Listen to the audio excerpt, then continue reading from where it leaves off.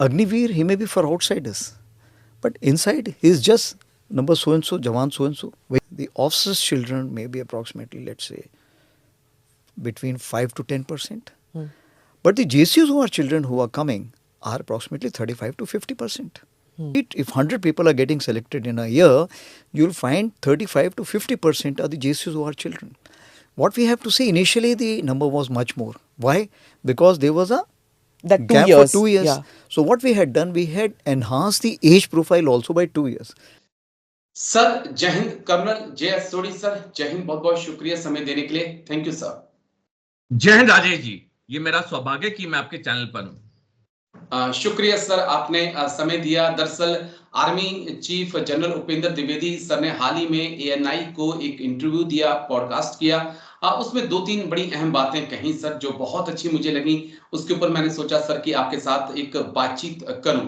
दरअसल सर से जब पूछा गया कि भाई आर्मी में क्या जो रुझान है युवाओं का वो कम हो रहा है, क्योंकि कई देशों में आज नौकरियां मिल रही हैं, कई बड़ी-बड़ी कंपनियां नौकरियां ऑफर कर रही हैं।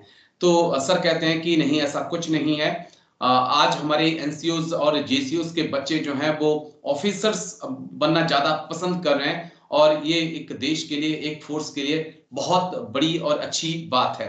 तो किस प्रकार से आप देखते हैं सर, क्योंकि आपने आर्मी को बहुत करीबी से देखा है, क्या ऐसा होता है एनसीओज और जेसीओज के बच्चों में कि वो चाहते हैं कि वो एक पापा से एक स्टेप ऊपर लेकर जो है ऑफिसर्स बने? सर राजेश जी, जब मैं इंडियन मिलिट्री एकेडमी देहरादून में ट्रेनिंग कर रहा था जी तो सर। वहां पर एक आईएमए के डेंटल सेंटर में एक डॉक्टर साहब पोस्टेड थे। तो मैं एक दिन ट्रेनिंग के वक्त मेरे दांत में दर्द हुआ तो मैं उनके पास गया रिपोर्ट चेक करके। तो जब वो मेरी दांत को ठीक कर रहे थे तो उन्होंने मुझसे पूछा कि तुम्हारे पिताजी क्या करते हैं। मैंने, सर वो आर्मी में मेजर थे, अभी रिटायर हुए हैं। तो उनके शब्द थे कि बेटा, जिंदगी में ना उनसे एक कदम ऊपर जाना, उन्हें बहुत खुशी होगी। तुम्हें कम से कम लेफ्टिनेंट कर्नल रिटायर होना चाहिए। तो भगवान ने मेहर की और मैं लेफ्टिनेंट कर्नल रिटायर हो गया। लेकिन ये मैंने वक्तव्य इसलिए कहा कि जो आपका प्रश्न था, इस प्रश्न का मेरे अनुभव के साथ डायरेक्ट लिंक है। कोई भी पिताजी अपने बेटे को अपने से एक कदम ऊपर देखना चाहता है, क्योंकि उसे खुशी मिलती है कि मेरा बच्चा मुझसे आगे चला जिंदगी में, व्यवसाय में। तो जब हमारे जेसीओ और जवान के बच्चे ऑफिसर बन रहे हैं, तो जैसे हमारे चीफ आर्मी स्टाफ ने कहा, ये वाकई में बड़े गर्व और गौरव की बात है। सिर्फ देश के लिए नहीं, सिर्फ भारतीय सेना के लिए नहीं, बल्कि उन परिवारों के लिए जिनके बच्चे भारतीय सेना में इतने कठिन सिलेक्शन के बाद सिलेक्ट हो रहे हैं ऑफिसर बनने के लिए। तो मैं बिल्कुल सेना अध्यक्ष के साथ 100% एग्री करता हूं। ये बहुत अच्छी चीज है, और जैसे जैसे ये चीज बढ़ेगी, लोगों में और कंपटीशन आएगा। जब वो देखेंगे कि मेरे साथी या मेरे साथी का बच्चा फौज में अफसर बन रहा है, तो वो भी मेहनत करेगा। आज मैं आपको बता सकता हूं, मेरे कई जान पहचान के लोग हैं जिनके बच्चे एनडीआई में, ओटीए में ट्रेनिंग कर रहे हैं या ट्रेनिंग अभी करके खत्म हुए हैं। जब मैं उनसे बात करता हूं तो कहते हैं किसी भी कोर्स में बहुत ज्यादा तादाद है जेसीओ और जवानों के बच्चों की जो अफसर की ट्रेनिंग कर रहे हैं। तो वाकई में, जैसे मैंने कहा, ये बहुत ही अच्छी बात है। ये दिखाता है कि लोगों में कितना जोश है, जज्बा है, जुनून है ये वर्दी पहनने का। बिल्कुल सर। एक दो पॉइंट और हैं सर जिस पे बातचीत करूंगा, क्योंकि उसके बाद फिर रिपोर्टर जो है आर्मी चीफ से एक सवाल और पूछता है। वो सवाल ये होता है कि सर अग्निवीर आने के बाद क्या कोई इनटेक कम हुआ है, क्या इनटेक पे कोई असर पड़ा है? उसके बाद आर्मी चीफ चंद सेकंड के लिए सोचते हैं, उसके बाद जवाब देते हैं कि नहीं, ऐसा नहीं हुआ है। लेकिन दूसरी तरफ जो तमाम रिपोर्ट्स आ रही हैं वो यही आ रही है कि जो क्रीम है देश की जो क्रीम है युवाओं की, यूथ की, वो इस वक्त सीएपीएफ का रुख कर रही है। वो अग्निवीर नहीं बनना चाहती है। तो ये कितना बड़ा एक माइनस पॉइंट है। आई नो कि आर्मी चीफ इसके बारे में नहीं बोल सकते हैं, क्योंकि वो एक बंधन में बंधे हुए हैं। लेकिन जिस प्रकार से एमएम नरवणे सर की बात करें या तमाम बड़े रिटायर्ड जनरल्स की बात करें, आपकी बात करें, हमारी बात करें, हम इन चीजों को समझ रहे हैं सब। राजीव जी देखिए, अगर कोई भी इंसान को जब वो नौकरी की तलाश के लिए जाता है या अपना वो कैरियर शुरू करने लगता है, तो वो काम पे प्रेफर करेगा। अगर मैं और आप भी उस मोड़ पे होते आज से 20-25 साल पहले, जब आप और मैं उस मोड़ पे थे, जी जी। हमने कौन सा करियर चूज किया? हमने वो करियर चूज किया जहां पे हमें स्थिरता मिल रही थी, जहां हमें स्टेबिलिटी मिल रही थी।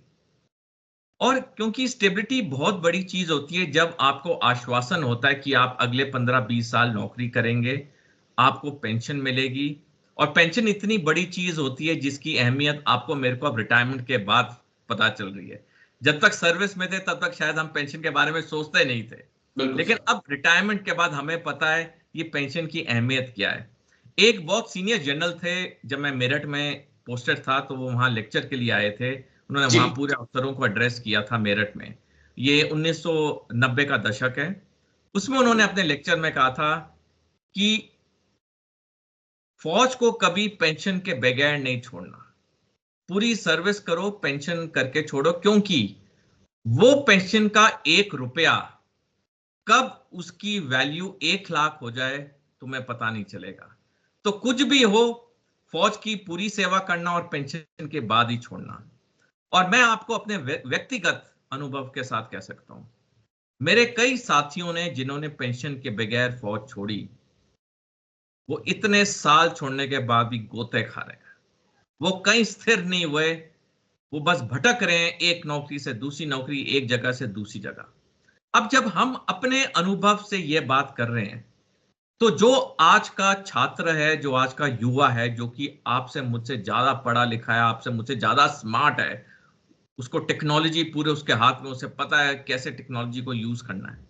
जब वो एक कैरियर के मोड़ पे है जहां पे वो कैरियर का रास्ता चुनना चाहेगा, वो काम पे पहले ऑप्शन जाएगा, वो वहां जाएगा जहां पे उसको लंबी नौकरी मिल रही है, पैरामिलिट्री फोर्सेस, जहां 60 साल तक वो नौकरी कर सकता है, जहां पेंशन उसकी एश्योर्ड है। तो ये तो एक नॉर्मल चीज है। और जैसे मैंने कहा कि आप और मैं भी उस कागार पे थे 25-30 साल पहले, हमने भी वही बिल्कुल। डिसीजन लिया, आज का युवा भी वही है। तो ये एक बड़ा नेचुरल ह्यूमन चीज है, जो कि सबके साथ होती है। जी सर, 2 सवाल मेरे और हैं जिनका छोटा-छोटा जवाब मैं आपसे चाहूँगा। एक तो काफ़ी व्यूअर्स के मेरे पास कमेंट आए कि सर से बात करिएगा कि क्या जो अग्निवीर हैं, क्या वो एसीसी आर्मी कैडेट कॉलेज जो कि एक जवान अप्लाई करता है और अफ़सर बनता है, और हम देखते हैं कई जवान जो हैं अफ़सर बनते हैं। क्या वो उसके लिए अप्लाई कर सकते हैं? क्योंकि शायद अभी तक ऐसी कोई खबरें सामने नहीं आ रही हैं। या वो बाहर आकर ओटीए के लिए, अफसर ट्रेनिंग एकेडमी के लिए, शॉर्ट सर्विस कमीशन के लिए अप्लाई कर सकते हैं। ये थोड़ा-सा एक जो जवानों के सवाल हैं उसका जवाब चाहिए, क्योंकि जवान ये भी पूछ रहे हैं जो अग्निवीर हैं कि सर हमें पढ़ाई करने के लिए आर्मी तो बोलिए कि आपको डिग्री दे देंगे, लेकिन जब हम बाहर से पढ़ाई कर रहे हैं तो उसके लिए कोई हमें रियायत नहीं मिल रही है।